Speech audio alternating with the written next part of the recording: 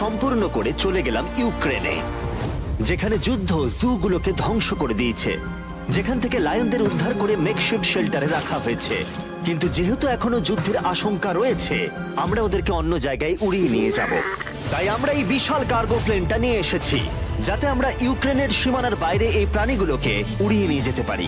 ওরা এই প্লেনটা দখল করে নিয়েছে, এখানে আর কোনো সিট নেই। 3টে লায়নই এই প্লেনে ফার্স্ট ক্লাস টিকিট পেয়েছে, আর ওয়াইল্ড লাইফ কনজারভেশনিস্ট অ্যান্থনি পেনিস্টনের সাহায্যে আমরা ওদেরকে 7,000 মাইল দূরে সাউথ আফ্রিকায় উড়িয়ে নিয়ে গেলাম, এই অভয়ারণ্যে যার নাম লায়ন ওয়াচ, যেখানে লায়নরা প্রায় 14 একর মুক্তাঞ্চলে স্বাধীনভাবে ঘুরে বেড়ায়। ওইখানে একটা বিশাল বড় বাঘ রয়েছে।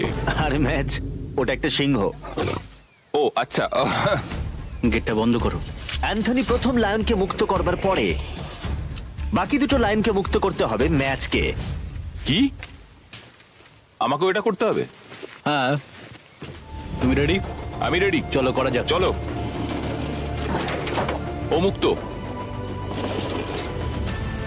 এই লায়নরা এখন যুদ্ধের বিপদ থেকে সম্পূর্ণ মুক্ত, আর ওরা স্বাধীনভাবে এখন আফ্রিকার জঙ্গলে ঘুরে বেড়াতে পারবে। পরের ভিডিওটি এর দেখতে চাইলে পাশাপাশি চ্যানেলটি সমস্ত প্রাণীদের সাবস্ক্রাইব জীবন করো। বাঁচানোটাই